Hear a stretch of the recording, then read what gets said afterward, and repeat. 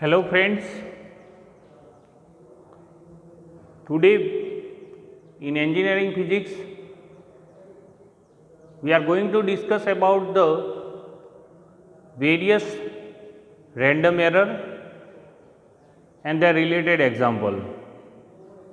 So first of all, in SI unit and measurement,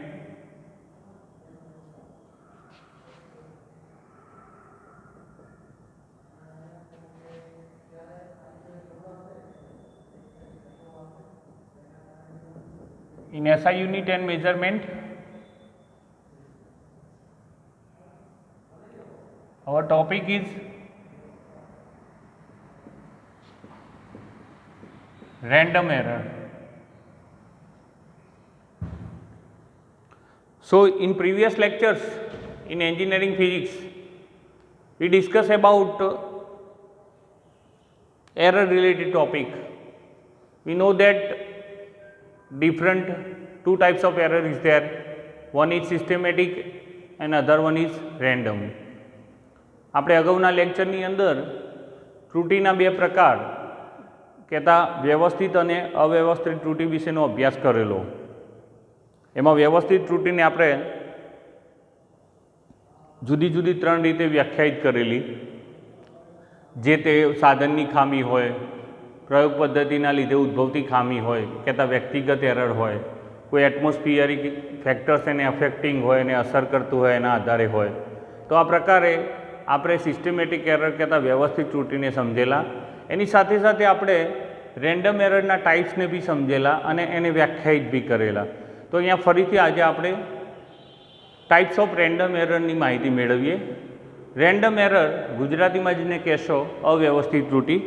There are four types is there. એના મુખ્ય ચાર પ્રકાર છે. First one is absolute error.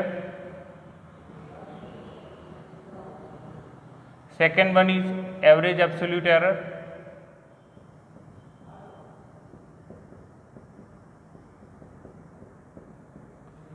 Third one is relative error. And the last one is percentage error.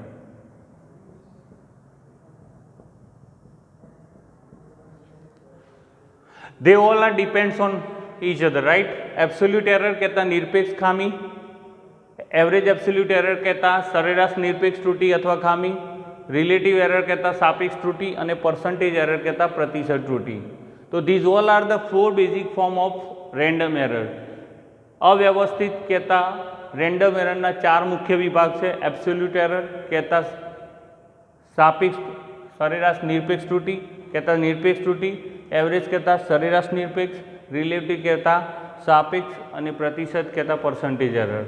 આ દરેકને આપણે ડેફિનેશનના ફોર્મમાં અને એના ફોર્મ્યુલાના ફોર્મમાં જોયેલી કે કોઈપણ ભૌતિક રાશિનું સાચું મૂલ્ય અને એનું પ્રાયોગિક મૂલ્ય છે એ બંને વચ્ચેનો જ્યારે તમે તફાવત નીકાળો છો, ત્યારે difference of the true value and the observe value you will get absolute error is there. એ જે મૂલ્ય મળે છે એવા ઘણા બધા મૂલ્યો તમે એક્સપેરિમેન્ટની અંદર અવલોકનના ભાગરૂપે જો મેળવો છો, એ દરેકનું જે એવરેજ મૂલ્ય છે એની સાથેની બાદબાકી કહેતા તમને સાચું મૂલ્ય ખબર ના હોય, એટલે જે તે રાશિ ભૌતિક રાશિના માપનમાં તમને મળેલું જે સરેરાશ મૂલ્ય હોય એને તમારે સાચા મૂલ્ય તરીકે કન્સિડર કરવાનું. You have two consider average value as a true value. અને દરેકને આ દરેકના અવલોકનમાંથી બાદ કરીએ તો તમને સરેરાશ નિરપેક્ષ ત્રુટિ મળે. એના પછી રિલેટિવ એરર, તો જે એવરેજ એબ્સોલ્યુટ એરર છે એ એરર અને એવરેજ વેલ્યુ એનો જે ગુણોત્તર છે કહેતા એનો રેશિયો છે. The ratio of the average absolute error to average value is called as relative error કહેતા સાપેક્ષ ત્રુટિ. And the last one is percentage error. percentage error કહેતા પ્રતિશત ત્રુટિ, right? So when the relative error is expressed in percentage, જ્યારે સાપેક્ષ ત્રુટિને ટકામાં દર્શાવવામાં આવે ત્યારે તેને પ્રતિશત ત્રુટિ કહે છે. તો આવી રીતે તમને વન બાય વન એક ઉપરથી એક ઉપરથી એક એ રીતે તમે ડિરાઈવ કરશો. અને આપણે લાસ્ટ લેક્ચરની અંદર આના વિશે સમજ્યા પણ હતા. હવે આને એક્ઝામ્પલના ફોર્મમાં આપણે જોઈ અને આપણે વધારે ક્લિયર કરીશું. આના રિલેટેડ એક્ઝામ્પલ તમને 4 યા 5 માર્ક્સની અંદર પૂછાતા હોય છે. તો એરર રિલેટેડ જેટલા બી એક્ઝામ્પલ છે આ આવી રીતે એરર ફાઇન્ડ આઉટ કરવાના. મેં તમને અગાઉ કહ્યું હતું કે એલસીના એક્ઝામ્પલ આની અંદર પૂછાતા હોય છે. Least count, vernier callipers, micrometer, screw gauge આપણે જોયું. એના પછી આવી રીતે રેન્ડમ એરરના રિલેટેડ જે એક્ઝામ્પલ પૂછાય છે એની આપણે ડિસ્કશન અહીંયા કરીશું. સો તમને બધી જ ડેફિનેશન અને એની ડિટેલ એક્સપ્લેનેશન એ એક્ઝામ્પલમાં વધારે ખ્યાલ આવશે. ઓકે. સો યુનિવર્સિટી એક્ઝામની અંદર જે પૂછાયેલા એક્ઝામ્પલ છે એમાંથી આપણે અહીંયા એક એક્ઝામ્પલ જોઈએ જે તમને યુનિવર્સિટી એક્ઝામની અંદર પણ પૂછાયેલો છે. First of all, write down the data. In an experiment to find out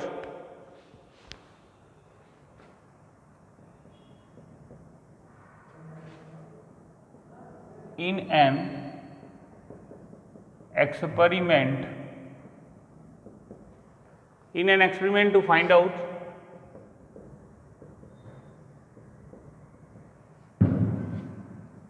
refractive index of glass. In an experiment to find out refractive index of glass, the observation of the refractive index are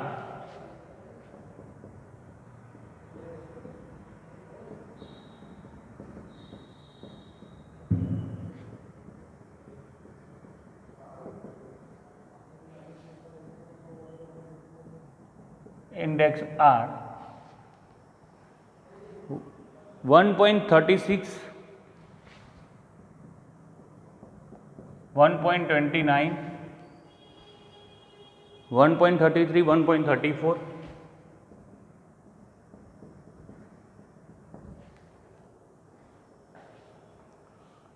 1.35, 1.32,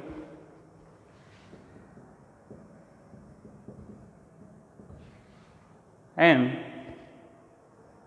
1.31 and 1.34. 1.31 and 1.34.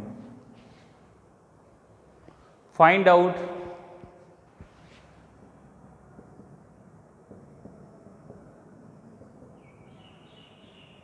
average refractive index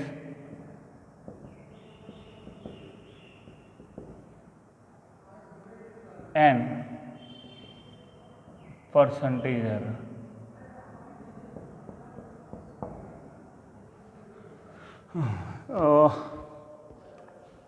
જીટીયુની અંદર 2016ની અંદર જાન્યુઆરી જૂન 2013ની અંદર 2-3 વાર આ example પૂછેલો છે. IMP example છે. In an experiment to find out refractive index of glass. Refractive index of glass એટલે કાચ. રિફ્રેક્ટિવ ઇન્ડેક્સ એટલે વક્રીભવન આંક. કાચના વક્રીભવન આંકના પ્રયોગની અંદર તમને વક્રીભવન આંકના આવા જુદા જુદા 1, 2, 3, 4, 5, 6, 7 અને 8 મૂલ્યો મળે છે. તો આ દરેક મૂલ્યનું તમારે સરેરાશ વક્રીભવન આંક અને એના ઉપરથી પ્રતિશત ત્રુટિ ફાઇન્ડ આઉટ કરવાની છે. યાદ રાખજો, તમને કોઈ બી ડેટા આ ટાઈપના એક્ઝામ્પલનું રેન્ડમ એરર રિલેટેડ પૂછાય તો ડાયરેક્ટ તમને પર્સન્ટેજ એરર ફાઇન્ડ કરવાની કહી હોય તો એમાં ચેનલ છે કે તમારે સૌથી પહેલાં એવરેજ વેલ્યુ ફાઇન્ડ કરીને શું ફાઇન્ડ કરવાનું થાય? Absolute error.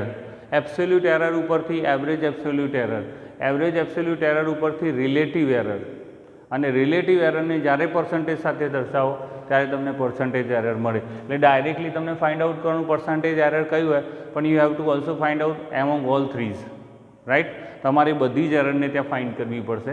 એટલે આ પ્રમાણેનો ડેટા છે. આની અંદર તમને કહ્યું છે કે કાચના વક્રીભવન આંકના જુદા જુદા તમને અવલોકનો આપેલા છે.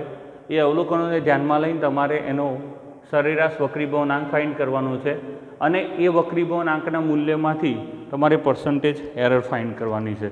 તો સૌથી પહેલાં આપણે એક્ઝામ્પલને સોલ્યુશનની શરૂઆત કરીએ. So, in this particular, you have to find out first average refractive index.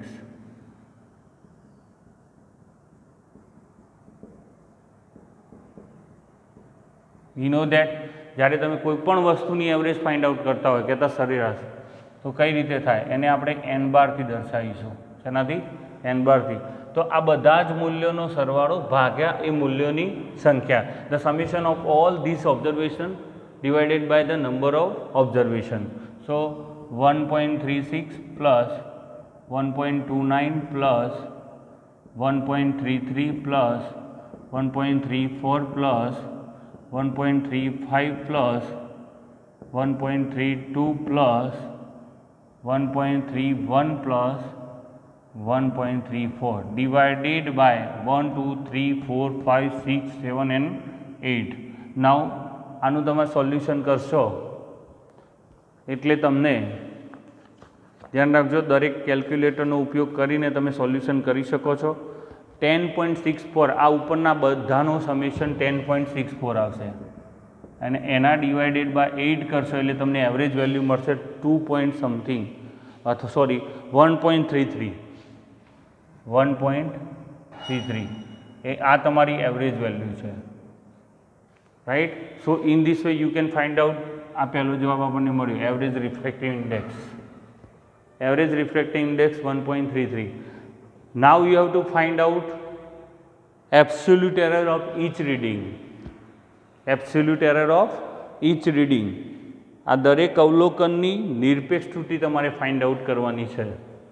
તો આ દરેક અવલોકનને શેમાંથી બાદ કરવાનું? એવરેજ વેલ્યુમાંથી. દરેક અવલોકનને શેમાંથી બાદ કરવાનું? એવરેજ વેલ્યુમાંથી. Okay. So in this way this is your n bar you have to find out. પહેલું સ્ટેપ તમારે સરેરાશ વક્રી ભવનાંક શોધવાનો, એ તમે શોધી કાઢ્યો છે. Okay. Now clear. Now you have to find out second step, absolute error for each reading. દરેક અવલોકનની નિરપેક્ષ ત્રુટિ. So you have to find out delta n1, delta n2, delta n3, delta n4, delta n5, delta n6, delta n7, delta n8. So this is the way you have to subtract all the observation from the average value. 1.33 minus 1.36 is 1.33 minus 1.29. 1.33 minus 1.33. 1.33 minus 1.34, 1.33 minus 1.35, 1.33 minus 1.32, 1.33 minus 1.31 and 1.33 minus 1.34. So હવે આનું આપણે સાદું રૂપ આપીશું. Minus 0.03, 1.33 minus 1.29, 29 થી 30, 31, 32, 0.04, 0 minus 0.01, minus 0.02, 0.01, 0.02, minus 0.01. તો અહીંયા તમને કેટલાક નેગેટિવ મૂલ્યો પણ જોવા મળશે અને કેટલાક પોઝિટિવ મૂલ્યો પણ જોવા મળશે. So absolute error for each reading. તો આ દરેક અવલોકનો જે તમને મળ્યા છે સરેરાશ નિરપેક્ષ ત્રુટિ શોધવા માટે એને ધ્યાનમાં લેવાના છે. Now you have to find out average absolute error. Average absolute error વ્યાખ્યા આપણને ખબર છે. Average absolute error is defined as a all the positive value of the absolute error in the mode. એટલે સરેરાશ નિરપેક્ષ ત્રુટિને શોધવા માટે નિરપેક્ષ ત્રુટિના દરેક અવલોકનના મૂલ્યનો માનાંક કરવામાં આવે. આ દરેક અવલોકનો જે મળ્યા એના મૂલ્યનો માનાંક, એટલે જે બી અવલોકનો નેગેટિવ છે એ શું થઈ જશે? પોઝિટિવ. એના મૂલ્યનો માનાંક ભાગ્યા એની સંખ્યા. સો delta n1 plus delta n2 plus delta n3 plus delta n4 delta n5 delta n6 delta n7 up to delta n8 divided by 8. Clear? So you can say that આ દરેકનો તમે સરવાળો કરશો. So this is delta n bar. It's a average absolute error. So find out 0.03 plus all values in positive form plus 0.04, 0 plus 0.01 plus 0.02 plus 0.01 plus 0.02 plus 0.01 divided by 8. So આ બધાનો સરવાળો ભાગ્યા total અવલોકનોની સંખ્યા તમને મળશે 0.0175. 0.0175. This is your delta n bar કહેતા average absolute error. તો આ પ્રકારે એબ્સોલ્યુટ એરર અને average absolute error average value ઉપરથી તમે ફાઇન્ડ કરી. નાવ થર્ડ સ્ટેપ 0.0175. નાવ સિમ્પ્લિફિકેશનમાં ધ્યાન રાખજો બધા જ વિદ્યાર્થીઓ, સામાન્ય સરવાળા બાદબાકી હશે, કોઈ જગ્યાએ ભૂલ ના પડે એની ધ્યાન રાખજો.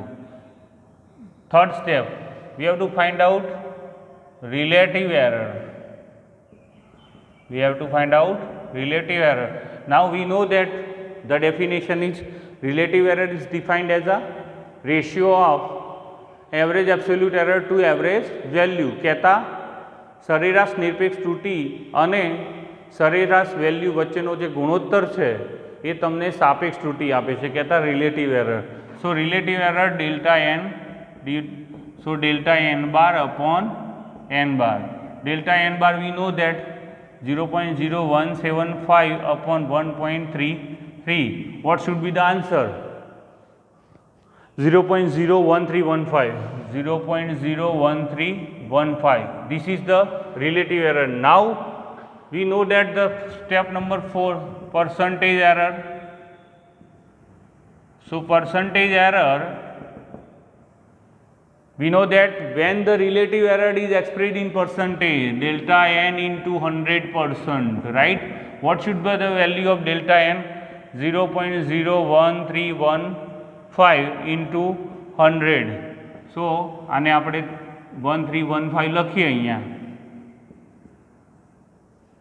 મારે 1315 લખવા છે, તો 1 2 3 4 અને 5, તો 1 2 3 4 અને 5, તો આ બંને કેન્સલ થઈ જશે.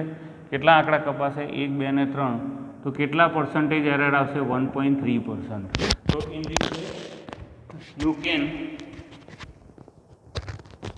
In this way you can solve this example in different random error procedure. આ રીતે તમને કોઈ બી એક્ઝામ્પલ આપ્યો હોય, અહીંયા તમને કોઈ બીજો એક્ઝામ્પલ આપ્યો હોય કે ભાઈ સિમ્પલ પેન્ડુલમ બોબ છે, સાદા લોલકનો આવર્તકાળના જુદા જુદા મૂલ્યો આપ્યા હોય અને એમાં તમને પર્સન્ટેજ એવરેજ ટાઈમિંગ અને પર્સન્ટેજ એરર ફાઇન્ડ આઉટ કરવાનું હોય, તો સેમ પ્રોસિજર સૌથી પહેલાં એવરેજ વેલ્યુ ફાઇન્ડ કરશો. એવરેજ વેલ્યુ પરથી દરેક અવલોકનની નિરપેક્ષ ત્રુટિને ફાઇન્ડ કરશો. દરેક અવલોકનની નિરપેક્ષ ત્રુટિના મૂલ્યો પરથી સરેરાશ નિરપેક્ષ ત્રુટિ ફાઇન્ડ કરશો, એટલે કે n બાર. ડેલ્ટા n બાર ફાઇન્ડ કર્યા પછી ડેલ્ટા n બાર એટલે સરેરાશ નિરપેક્ષ ત્રુટિ અને એવરેજ વેલ્યુ એનો ગુણોત્તર કરી અને રિલેટિવ એરર કહેતા સાપેક્ષ ત્રુટિ ફાઇન્ડ કરવાની, અને સાપેક્ષ ત્રુટિ જે હોય એના મલ્ટીપ્લાઇડ વિથ 100% કહેતા એને 100 વડે ગુણી અને પ્રતિશત ત્રુટિ ફાઇન્ડ આઉટ કરવાની. આ વેની અંદર તમે રેન્ડમ એરરના રિલેટેડ એક્ઝામ્પલ જો તમને આ રીતે પૂછાય તો એનું સોલ્યુશન કરી શકો છો. તમને ઘણા બધા 1-2 આવા કેસીસના એક્ઝામ્પલ તમને યુનિવર્સિટીના પેપર્સની અંદર પણ આપેલા છે અને આપણે તમને વર્કબુકની અંદર પણ સોલ્યુશન માટે આપેલા છે. તો આપ આને બેઝ બનાવી આને સમજ્યા હશો વ્યવસ્થિત તો એને સોલ્વ આઉટ કરી શકશો. ઓકે, નાઉ વન સ્પેશિયલ કેસ એક્ઝામ્પલ. હવે પર્સન્ટેજ એરરને ફાઇન્ડ આઉટ કરવા માટેના કેટલાક સ્પેશિયલ કેસના એક્ઝામ્પલ, એમાં હું તમને એક એક્ઝામ્પલ અહીંયા લઈ લઉં છું કે જેમના તમને કોઈ ફોર્મ્યુલા આપી હશે અને એ ફોર્મ્યુલાને ધ્યાનમાં રાખી અને તમારે એમાં પર્સન્ટેજ એરર કોઈ ફિઝિકલ ક્વોન્ટિટીની પર્ટિક્યુલર શોધવાની હશે. So G equal to 4 pi square L by T square. G equal to 4 pi square L by T square, where percentage error in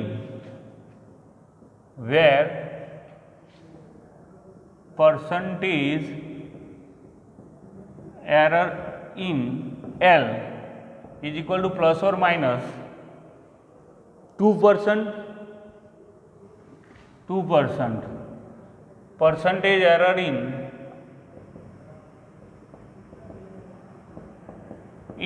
T is equal to plus or minus 3%. 3%. So find out percentage error in G.